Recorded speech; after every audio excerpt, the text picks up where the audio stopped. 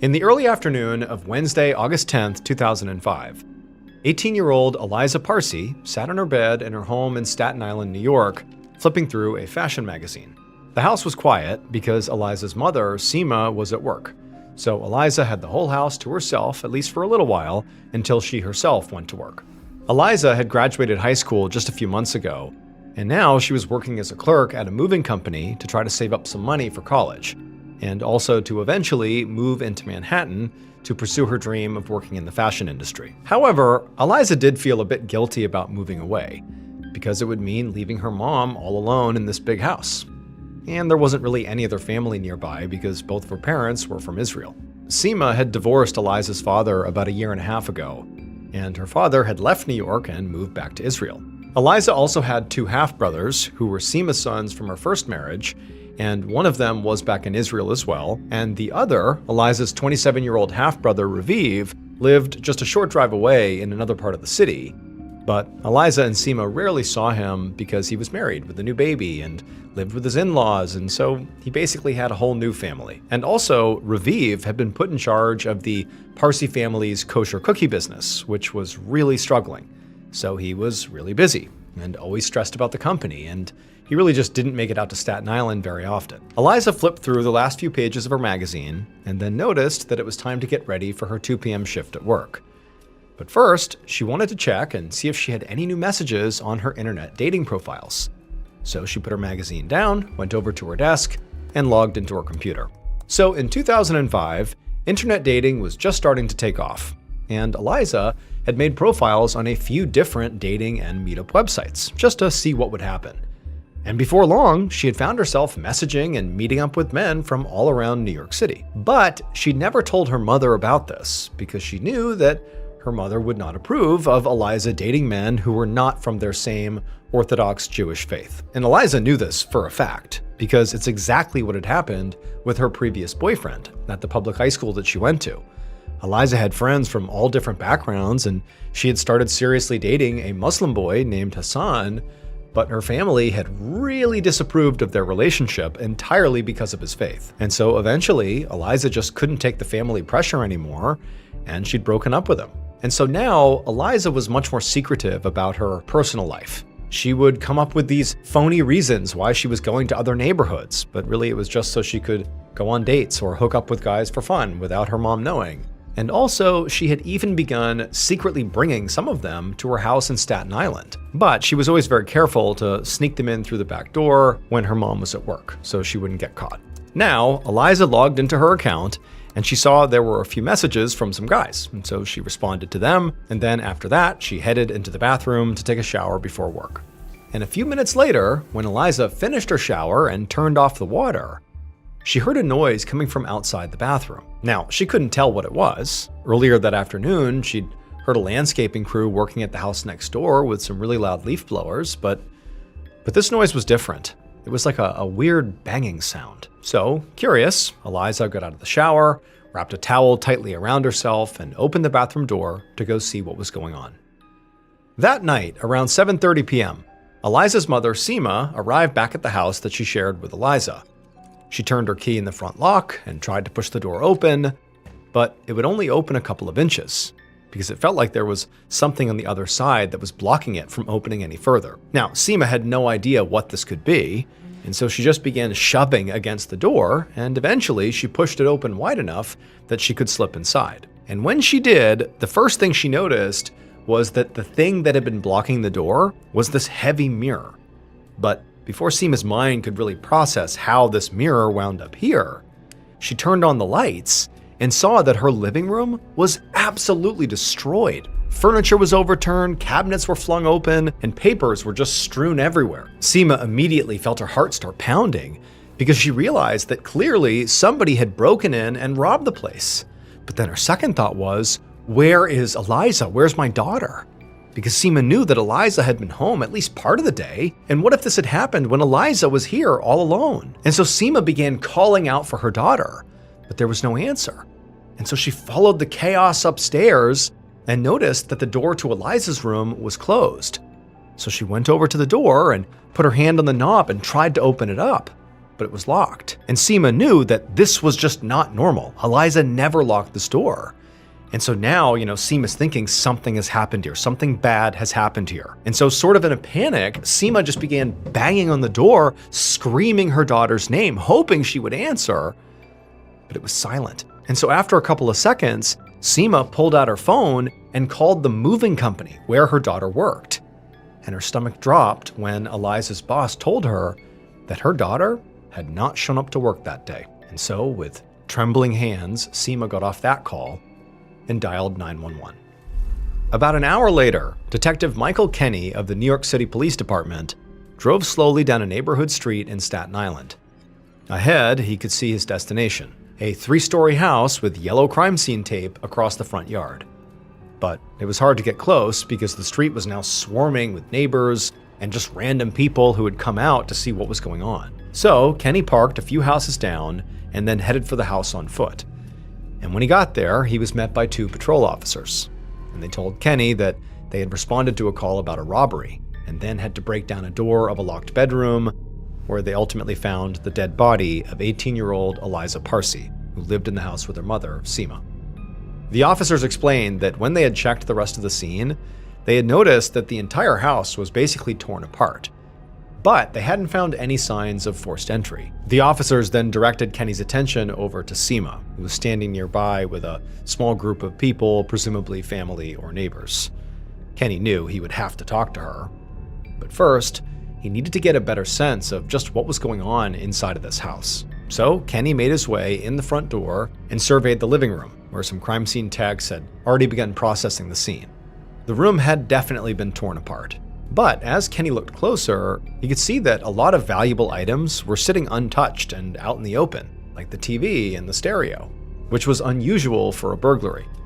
Next, Kenny walked up the stairs and into Eliza's room, where more techs were collecting evidence, and the first thing he noticed was that this room also looked ransacked. There were clothes and pillows thrown everywhere, and the mattress had been pulled off the bed frame and was leaning up against the wall. And on the floor in the middle of the room was Eliza's body. She was lying on the ground and she was naked, and there was a towel sort of bunched up underneath her. Kenny asked one of the techs if this is exactly how the body had been found, and the tech said no. When they first got to the scene, Eliza had actually been underneath the mattress and also had a pillow over her face, but they had to move both of those things out of the way in order to actually examine her body, which was why, the mattress was now up against the wall. Kenny knelt down over Eliza's body, but he couldn't see any visible cause of death, like a bullet or knife wounds or bruising, which could mean that maybe she was suffocated. Maybe the pillow that was on her face that they had removed was what was used to kill her. Kenny turned and asked the tech if they had found any evidence of physical injury, and the tech pointed to just a few tiny drops of blood that were on the towel underneath Eliza. Now, they were very small and they could have been old, like maybe somebody had cut themselves shaving, but all these details, a naked young woman, the mattress, the pillow, the blood, it made Kenny concerned that Eliza might have been a victim of sexual assault before she was killed. So Kenny told the tech to make sure that the blood from the towel, as well as any other bodily fluids they could find, were collected as evidence, because they might belong to Eliza's killer. A few minutes later, Kenny emerged from the house and began walking over to speak with Seema. And Seema, she was crying onto the shoulder of a young man, and the minute this young man saw Kenny, he stepped forward and started demanding to know why the police were keeping them away from Eliza's body, and also why the cops weren't out there arresting his sister's killer. So Kenny just took a deep breath, because this man was obviously Eliza's brother, and it was understandable why he was so upset. Kenny knew that a lot of times grief turned into anger in these situations. So Kenny calmly explained that in order to find Eliza's killer, he first needed information, starting with where he and Seema had been that day. And this got both Raviv and Seema to calm down right away, because they seemed to realize that Kenny might actually be suspicious of them. So the man lowered his voice and he introduced himself as Raviv, and then he and Seema began answering Kenny's questions. Seema said she'd been at work all day and that there were plenty of coworkers who could say as much, and Raviv explained that he too had been working all day, delivering baked goods all around Long Island. Kenny made notes so he could double-check all their information later. And then he asked if either of them knew anybody who might have had a reason to want to harm Eliza. And Kenny saw them share a very knowing glance. Then Raviv turned to Kenny and said he should look into Eliza's ex-boyfriend, Hassan, who none of them liked or trusted. And as Kenny started jotting these details down, Seema chimed in and added that her daughter had told her about something really bizarre that Hassan had done recently. Early one morning a few weeks ago, Eliza had woken up to find Hassan sitting at the end of her bed, just staring at her, like he'd been watching her sleep. And the whole thing had absolutely terrified Eliza because she had no idea how he'd even gotten into the house. She certainly hadn't invited him over, and their house was always locked overnight. And then before Detective Kenny could even ask a follow-up question, Raviv, the brother, just suddenly started yelling, get out, we don't want you here," at somebody across the yard. And so Kenny turned to see who Raviv was yelling at, and he saw this teenage boy standing there, looking completely shocked and scared.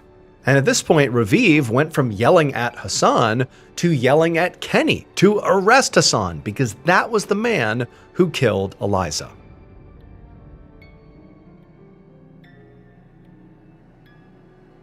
Late on the night of August 10th, 2005, so just a few hours after the body of 18-year-old Eliza Parsi was found dead in her home in Staten Island, NYPD detective Michael Kenny sat inside of an interrogation room at his precinct. Across from him was Eliza's ex-boyfriend, Hassan, who had been detained after he showed up at the crime scene.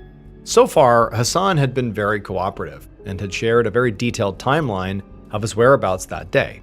However, he did not have a solid alibi for that afternoon and the early evening, which was likely when Eliza was killed. Kenny had taken a DNA sample from Hassan, and he also had gotten samples from Eliza's mother and brother at the scene to compare against the blood that had been found on that towel and any other DNA that was found on Eliza's body. But in 2005, DNA and blood evidence took weeks to process. So Kenny was really hoping to just get Hassan to confess right now. So once all his basic questions were out of the way, Kenny decided to test Hassan's truthfulness. And he asked Hassan if he had ever snuck into Eliza's house. But Hassan, he didn't deny it. He immediately came clean and admitted to everything. He said that yes, he had previously snuck into her house.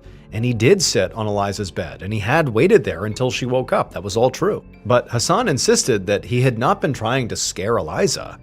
He just desperately wanted to talk to her so they could hopefully get back together again. And Hassan had said that when he did that, Eliza hadn't been scared.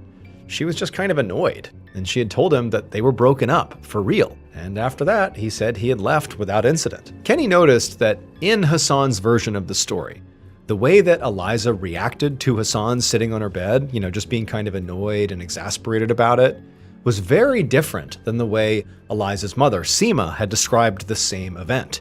She had said that her daughter had basically been scared for her life. So he asked Hassan, why does Eliza's family dislike you so much? Why were they so quick to say you killed Eliza? And Hassan just kind of hung his head and said he didn't think it was about him personally. It was about religion. Hassan was Muslim, and the Parsis were Orthodox Jewish. As Kenny took this in, he wasn't sure which version of the story to believe. Were Hassan and Eliza star-crossed lovers kept apart by her family?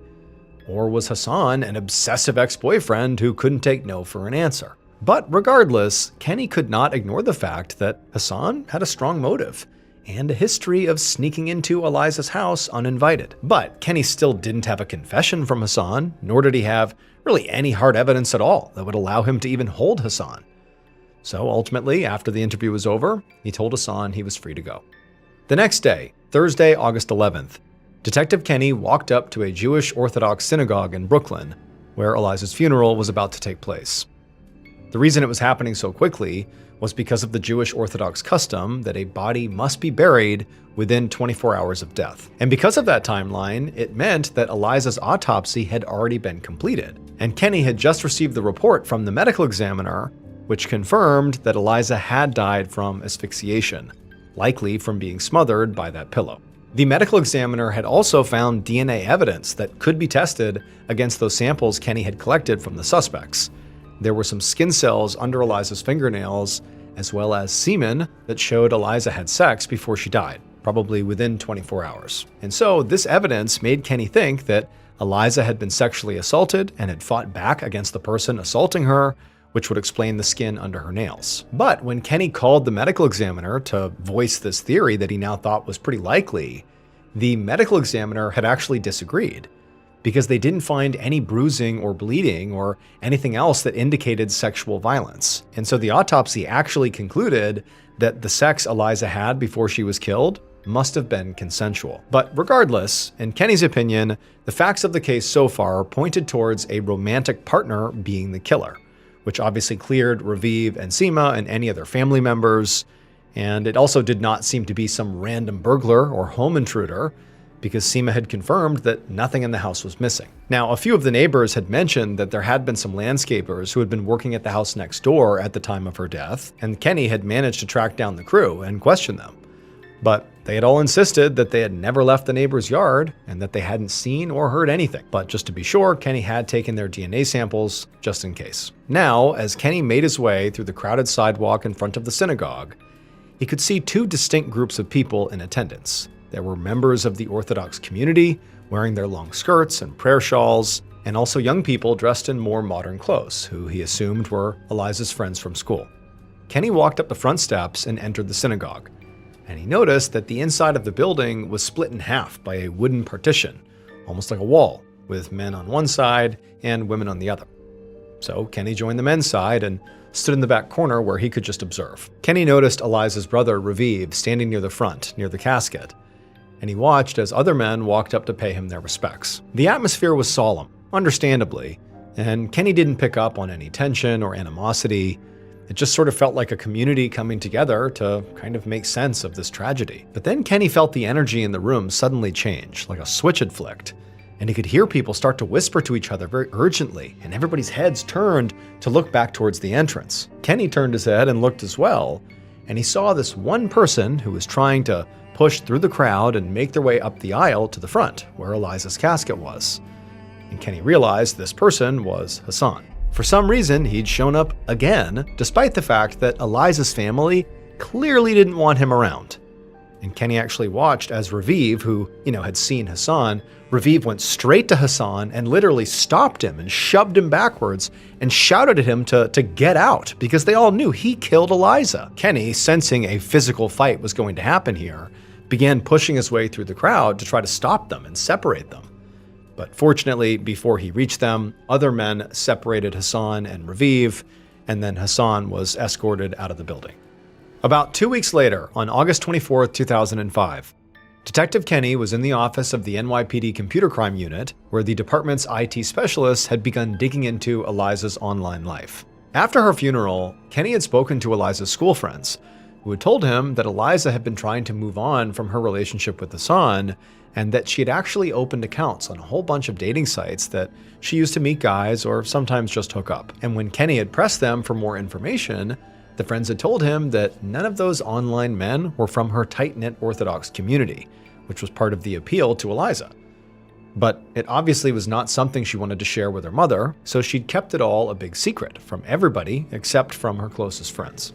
Kenny had been able to actually get Eliza's computer with her mother's permission and had brought some IT specialists on board who were able to dig into Eliza's email and browser history. Now, Kenny watched as the IT specialists directed his attention to one of Eliza's dating site message threads. In this thread, Eliza and a man named Jonathan were making plans for when and where they were going to meet up to have sex. They'd gone back and forth on a few different options until finally, Eliza just said that he should just come over to her house when her mother was at work, and that she would leave the back door unlocked so he could sneak in without the neighbors seeing. Kenny saw that this particular hookup was planned for Tuesday, August 9th, 2005, just one day before Eliza was killed. Now, naturally, this made Kenny and the rest of the investigators raise an eyebrow, because this plan of Eliza and Jonathan's, of having him enter secretly through the back door while Seema was at work, matched up exactly with what they had found at the crime scene.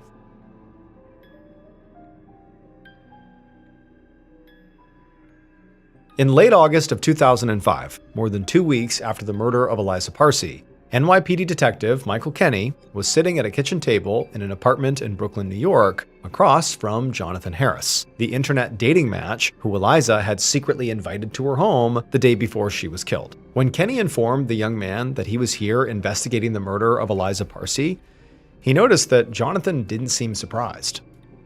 But Eliza's murder had been all over local news, and a lot of stories were really exploiting her romantic past and her sex life, so he had probably already heard about what had happened. Kenny asked Jonathan if he had known Eliza, and Jonathan said yes. Then he detailed basically everything that had been planned in that chat message.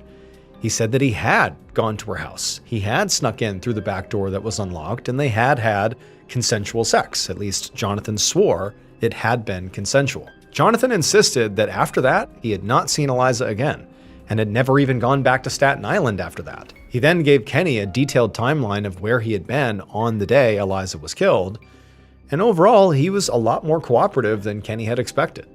He even provided a DNA sample without any objection. And so as Kenny left Jonathan's apartment, he was starting to feel a bit worried that this potential big break in the case might actually turn out to be a dead end. Weeks later, on September 13th, 2005, Detective Kenny sat at his desk, reviewing all the information he had gathered about Eliza Parsi's murder. He had checked Jonathan's phone records, also his transit card, and his toll pass, but there was nothing that put him on Staten Island the day of Eliza's murder. And the computer crimes investigators had not turned up any other promising suspects from Eliza's online dating profiles. Detective Kenny had also continued digging into Hassan, but he didn't have enough evidence to either arrest him or clear him. And this was frustrating because Eliza's murder had stayed in the news, and there was a lot of pressure to find the killer, especially from the Orthodox Jewish community, which was significant in New York. It was starting to look like the case had gone cold. Just then, Kenny's phone rang, and when he picked it up, it was the medical examiner who was calling with an update. The results of the DNA analysis were finally in, and the semen sample did not match those skin cells that had been found under Eliza's fingernails. So this meant there was DNA from two different people at the crime scene. And when the medical examiner said who each of these samples belonged to, suddenly Detective Kenny knew who killed Eliza. Based on the entire investigation, DNA evidence, and the killer's eventual confession, here is a reconstruction of what police believe happened to Eliza Parsi on the afternoon of August 10th, 2005.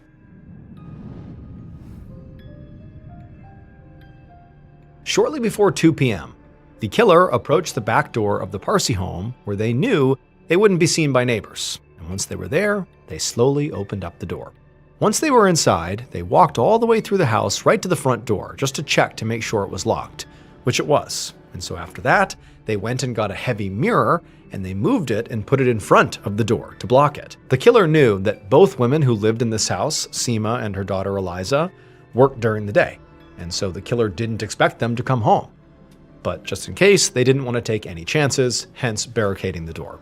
Once they were satisfied with the barricade, the killer got to work, opening drawers and cabinets, looking in every place they could, because they needed something very specific inside of this home that was very valuable. But they couldn't find it anywhere on the bottom floor, which made the killer think it must be in one of the bedrooms upstairs. So the killer climbed the stairs and went into the master bedroom, where they looked through the dresser and in the closet, but they still couldn't find what they were looking for. So the killer left the master bedroom and decided to search the other bedroom next. But when they opened the door to that bedroom, they were shocked to see a young woman coming out of the attached bathroom wrapped in a towel. And from this young woman's reaction on her face, the killer could tell that she knew what they, the killer, were up to. And this enraged the killer because they were sure this woman was going to tell someone what she saw, and it would ruin the killer's plan. After a moment of just shocked silence between the two of them, the young woman opened her mouth like she was about to scream for help. And so the killer instinctively just tackled her to the ground and then grabbed a nearby pillow and pressed it down hard over her face. She scratched and she clawed, trying everything to break free, but the more she fought, the angrier and more emboldened the killer became, and the harder they pressed down, until eventually her body went limp. After that, the killer stood up and they looked down and they saw what they had done, and it caused them to start to panic. because they never meant to kill her, just to scare her and shut her up, but they had obviously gone too far. So, not knowing what to do, the killer just grabbed the pillow and put it over her face, and then also dragged the mattress and put it on top of her body, just so they wouldn't have to look at her.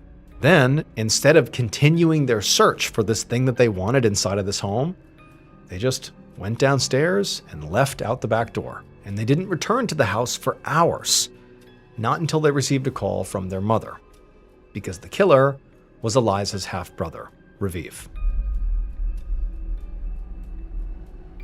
The DNA from the semen that was found at the crime scene belonged to Jonathan, the man that Eliza had consensually had sex with 24 hours before her death. The DNA that was found under Eliza's fingernails belonged to Raviv.